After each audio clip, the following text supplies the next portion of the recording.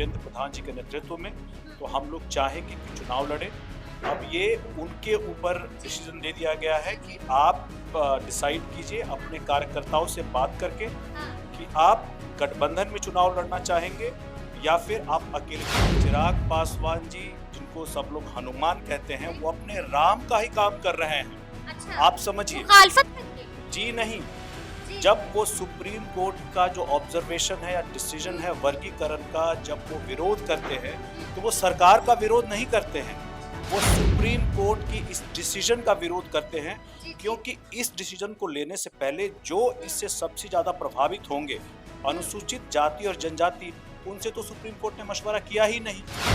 ये supreme court के सवालों के दायरे में था ही नहीं। जब आपके सवालों के दायरे में नहीं था, आपने उस पर डिसीजन सुनाया। डिसीजन सुनाने से पहले आपने उन पक्षों से बात ही नहीं की, तो फिर तो ये गलत है। ऐसे में उन्होंने अपने राम को बचाने का ही काम किया है। नमस्कार, हमारा नाम है समरीन और आपने देखना शुरू कर दिया है लाइव सिटीज। देखिए, आपको मालूम है कि बीते दिन रांची में एलजेपीआर की राष्ट्रीय कार्यकारिणी की बैठक हुई थी और हमने आपको बताया था कि बैठक के अंदर से क्या कुछ खबरें निकल के आ रही हैं। देखिए, आपको मालूम है कि चिराग पासवान एक बार फिर से सुर्खियों में बन गए हैं। कई तरह के कयास लगाए जा रहे हैं और कई तरह के सवाल भी पूछे जा रहे हैं। देखिए, बड़ा सवाल यही बना हुआ है कि क्या हनुमान अपने राम से रूठ गए। देखिए, इन तमाम कयासों को लेकर हमने भी अभी अभी सीधी बातचीत की है। एलजेपीआर सांसद अरुण भारती से जानने की कोशिश की है कि आखिर अंदर में चल क्या रहा है और इन कयासों में कितना दम है। क्या कुछ बता रहे हैं अरुण भारती जी, सबसे पहले आप उनको सुन। देखिए, अभी जो राष्ट्र कार्यकारिणी की बैठक हमारी रांची में संपन्न हुई है, उसमें जो सबसे बड़ा मुद्दा था वो उसमें था चिराग पासवान जी, जो 2019 में पार्टी के राष्ट्रीय अध्यक्ष बने थे, उनका दोबारा चुनाव होना था। इसी को लेकर के झारखंड में, जहाँ की राज्य में चुनाव होना है, वहाँ पे राष्ट्रीय कार्यकारिणी की बड़ी बैठक रखी गई। वहाँ सर्वसम्मति से उनको दोबारा अगले 5 सालों के लिए जिम्मेदारी दी गई है राष्ट्रीय अध्यक्ष की। और इसके अलावा कुछ प्रस्ताव भी पारित किए गए जो पीछे भी पार्टी ने स्टैंड लिया था। उन प्रस्तावों को भी नेशनल एग्जीक्यूटिव में रखा गया और उसको भी सर्वसम्मति से पारित कराया गया। अच्छा, ये भी खबर आ रही है कि एलजेपीआर ने झारखंड में 28 सीटों को चिन्हित कर लिया है और उसमें बीजेपी की भी सीटें हैं। क्या वाकई में 28 सीटें चिन्हित कर ली हैं आप लोगों ने? हम लोगों ने कुछ सीटें चिन्हित की हैं। बीजेपी वाले भी सीटें हैं ये? ये जानकारी अभी आपको बाद में देंगे। अभी हम लोगों जी। ने लेकिन कुछ सीटें चिन्हित की हैं जिसपे हमारी पार्टी पहले से काम करती आ रही है। हम लोग, हमारे संस्थापक भी झारखंड में वो चाहते थे कि बिहार के बाद भी झारखंड में पार्टी की उपस्थिति हो। और जब से हमारा ये लोकसभा चुनाव के बाद पार्टी एक सही स्थिति में आई है, हम लोग भी पार्टी का एक रोड मैप, एक लॉन्ग टर्म विजन लेकर के अलग अलग राज्यों में चाहते हैं कि पार्टी का दायरा बढ़े। ऐसे में झारखंड में, जो कि पहले से हमारे लोग काम करते रहे हैं, हमारी पार्टी की इकाई बहुत मजबूत है वहाँ के प्रदेश अध्यक्ष वीरेंद्र प्रधान जी के नेतृत्व में, तो हम लोग चाहेंगे कि चुनाव लड़े।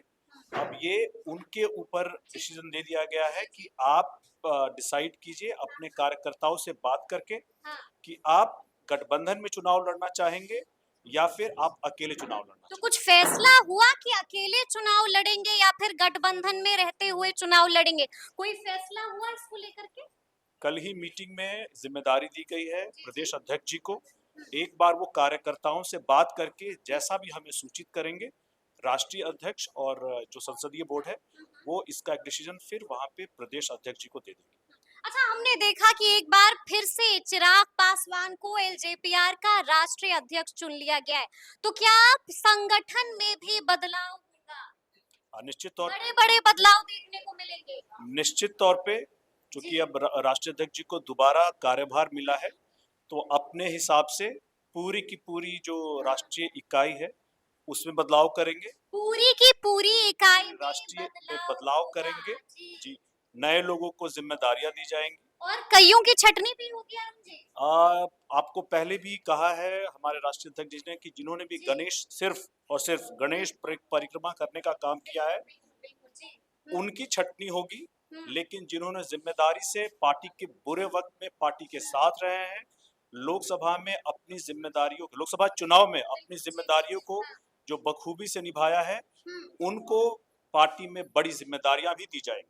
बड़ी जिम्मेदारियां भी दी जाएंगी। देखिए एक बार फिर से चिराग पासवान सुर्खियों में बने हुए और तरह तरह के कयास लगाए जा रहे हैं। एक कयास का हम जिक्र करेंगे। कहा ये जा रहा है कि हनुमान अपने राम से नाराज हो गए हैं। क्या वाकई में कोई नाराजगी है? हर एक फैसले का हम देख रहे हैं कि इन दिनों में मुखालफत कर रहे हैं चिराग पासवान। नाराजगी है ना? बिल्कुल नाराजगी नहीं है। बैक टू चिराग बैक मुखालफत कर रहे हैं। नहीं नहीं, देखिए जी। चिराग समझने की जरूरत है। चिराग पासवान जी, जिनको सब लोग हनुमान कहते हैं, वो अपने राम का ही काम कर रहे हैं। अच्छा, आप समझिए। मुखालफत करके। जी नहीं, जी। जब वो सुप्रीम कोर्ट का जो ऑब्जर्वेशन है या डिसीजन है वर्गीकरण का, जब वो विरोध करते हैं, तो वो सरकार का विरोध नहीं करते हैं, वो सुप्रीम कोर्ट की इस डिसीजन का विरोध करते हैं। क्योंकि इस डिसीजन को लेने से पहले जो इससे सबसे ज्यादा प्रभावित होंगे, अनुसूचित जाति और जनजाति, उनसे तो सुप्रीम कोर्ट ने मशवरा किया ही नहीं।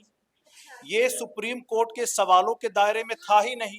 जब आपके सवालों के दायरे में नहीं था, आपने उस पर डिसीजन सुनाया। डिसीजन सुनाने से पहले आपने उन पक्षों से बात ही नहीं की, तो फिर तो ये गलत है। ऐसे में उन्होंने अपने राम को बचाने का ही काम किया है। क्योंकि इस तरह का बैकलिश, इस तरह का कोई भी विरोध आता है, तो चिराग पासवान जी ने आगे बढ़ करके उनके स्टैंड को ले जाकर के प्रधानमंत्री जी के सामने रखा, उनकी चिंताओं को रखा। प्रधानमंत्री जी ने भी उनकी चिंताओं को बहुत अच्छे से सुना, समझा, और फिर समाज के पक्ष में सबका साथ, सबका विकास को आगे ले जाते हुए उन्होंने उनकी बातों को मानते हुए उन्होंने कहा कि सरकार भी वर्गीकरण के खिलाफ है। तो जब वो एक एलआई के तौर पे चिराग पासवान जी की ये जिम्मेदारी बनती है कि अगर समाज से जुड़े कोई भी समस्याएं जो समाज को नहीं सही लग रहा हो, तो वो जाकर के सरकार के मुखिया के सामने रखें, उनको कन्विंस करने की कोशिश करें, उनको बताने की कोशिश करें कि समाज की ये चिंताएं हैं और इसको आप जरूर कंसिडर करें। और प्रधानमंत्री श्री नरेंद्र मोदी जी का इसके लिए बहुत आभार है, बहुत साधुवाद है, बहुत धन्यवाद है कि उन्होंने जनता की समस्याओं को सुना, समझा और तब जाके उन्होंने निर्णय लिया। चाहे वो मामला सुप्रीम कोर्ट के डिसीजन के वर्गीकरण का हो, चाहे लैटरल एंट्री में, चाहे वक्फ बोर्ड का जिस तरह से लैटरल एंट्री में अपनी चिंताओं को, समाज की चिंताओं को, आरक्षण के प्रावधानों को लेकर के उन्होंने बताया, तो और प्रधानमंत्री जी ने सुनकर, समझ करके समाज की बेहतरी के लिए इन निर्णयों को लिया। उसी तरह से वक्फ बोर्ड की भी बात थी। तो देखिए प्रधानमंत्री जी, और अब तो जातीय जनगणना का भी साथ दे दिया है चिराग पासवान ने, यानी कि साथ दे दिया है अखिलेश यादव का, साथ दे दिया है राहुल गांधी का। अरुण जी, फिर हंगामा मच गया है। नहीं देखिए, इसमें हमारी पार्टी का बहुत पहले से स्टैंड रहा है कि जातीय जनगणना होनी चाहिए, क्योंकि भारत में अलग अलग जो पॉलिसीज बनती है वो भारत में जो जनगणना है उसके हिसाब से ही बनती है। ऐसे में जो सामने से लोग विरोध कर रहे हैं, उनसे मेरा कुछ सवाल है, उनसे सवाल है आपका। राहुल गांधी जी कांग्रेस पार्टी से सवाल है। पहली जातीय जनगणना 1931 में हुई थी, उसके बाद से दूसरी जातीय जनगणना 2011 में हुई थी। इन दौरान ज्यादातर टाइम कांग्रेस ही सरकार में रही है। तो बताइए कि उन्होंने कितनी बार कराई है जातीय जनगणना। इसके बाद सीधे 1931 के बाद सीधे 2011 में हुई है, और कांग्रेस पार्टी ने उसके बाद भी इस रिपोर्ट को जारी नहीं किया है, आज भी जारी नहीं किया हुआ है। जब राहुल गांधी बात करते हैं उंगली दिखाकर, तो 3 उंगलियां उनके पीछे भी होती है। 3 उंगलियां उनके भी पीछे होती हैं। उनको भी पीछे मुड़ के देखना चाहिए कि उनकी सरकारों ने पूर्व में क्या काम किए हैं। और आज के दिन आप बताइए, राहुल गांधी जो जो इस मुद्दे को उठा रहे हैं, उनकी तेलंगाना में अपनी सरकार है, वहां जातीय जनगणना हुई, हो रही है, हुई थी, होगी। जवाब दें। जवाब दे राहुल गांधी। अच्छा, एक और कयास लगाया जा रहा है अरुण जी, जब सामने आप है तो हम हर सवाल ले लेंगे। कहा तो ये भी जा रहा है कि बीजेपी नाराज हो गई है, ऑपरेशन एलजेपीआर शुरू हो गया है, और कहा जा रहा है कि आपके सांसदों से संपर्क किया जा रहा है, बड़ी टूट बड़ी फूट हो सकती है। खतरा मंडरा रहा है लगता है एलजेपीआर पर। ऐसा कोई भी खतरा नहीं है, है? ऐसा कोई भी सच्चाई के खतरा साथ नहीं बोल है। रहे हैं ना। आपने कल ही देखा होगा, हमारे पांचों के पांचों सांसद, चारों के सांसद अपने राष्ट्रीय अध्यक्ष श्री चिराग पासवान जी के साथ इस राष्ट्रीय कार्यकारिणी में मौजूद थे। बिल्कुल मौजूद थे। उनको चुनने में जी। सर्वसम्मति से मौजूद थे, जी। सारे प्रस्तावों को पास कराने में मौजूद थे, कार्यकर्ता सम्मेलन में मौजूद थे, और ट्विटर पे भी इस बाबत अलग अलग पोस्ट के माध्यम से भी हम लोगों ने कहा है कि ऐसी कोई बात नहीं है। ये मीडिया की तरफ से, कुछ जो चुनिंदा मीडिया है, जो कुछ इंटरेस्टेड ग्रुप्स हैं, उनकी तरफ से ये चलाया जा रहा है। इस बात में कोई सच्चाई नहीं, कोई ऑपरेशन नहीं चल रहा है, ऑपरेशन कोई एलजेपीआर एग्जिस्ट ही नहीं करता है। जी नहीं, कोई ऐसी सारी खबर ये निराधार है, ऐसी कोई बात नहीं। लेकिन हम आपको बता दें कि इन कयासों को दम तब मिल गया जब दिलीप जायसवाल एकाएक अचानक मिलने पहुंच जाते हैं पशुपति पारस से। यानी कि एक बार फिर से बीजेपी को चाचा पसंद आ गए। देखिए, कोई भी किसी से मिलने के लिए अच्छी है, मुलाकात हुई है, कोई भी किसी से भी मिल सकता है, किसी से भी बात कर सकता है। अचानक से फिर से एक बार बिल्कुल, पसंद आने उन्होंने, लगे। दिलीप जायसवाल जी ने खुद कहा है कि वो शिष्टाचार मुलाकात के लिए गए थे, और मैं आपको बता दूं, कोई भी किसी से मिलने जुलने के लिए, बातचीत करने के लिए स्वतंत्र है। स्वतंत्र है जी, कहीं कोई बेचैनी नहीं, कहीं कोई घबराहट नहीं। All is well Arun Bharti ji. एकदम ऑल इज वेल। आपको शक्ल पर लग रहा है क्या कि ऐसी कोई बेचैनी है? नहीं, आप तो सुकून में दिख रहे हैं। बिल्कुल ऐसी कोई बात नहीं है। हम अपने रोड मैप के हिसाब से अपनी पार्टी को आगे बढ़ाने के लिए काम कर रहे हैं। हम अपने समाज के जितने भी कंसर्न से चिंताएं जब भी आएंगी, अपने सरकार के मुखिया के सामने रखने का काम करेंगे, और एक समाधान लाने का काम करेंगे। हम लोग ड्राइंग रूम में बैठ करके बयानवीर नहीं हैं, हम लोग धरातल पे रह करके काम करते हैं। घटनाएं होती है, वहां जाते हैं। बिल्कुल, हमने देखा है बीते दिनों आप जी, निकले हुए थे। जी, और आगे भी इसी तरह से बिहार की जनता की समक्ष ऐसी कोई भी घटना होगी, वहां पे लोक जनशक्ति पार्टी रामविलास से कार्यकर्ता धरातल पर, ग्राउंड जीरो पर मौजूद रहेंगे।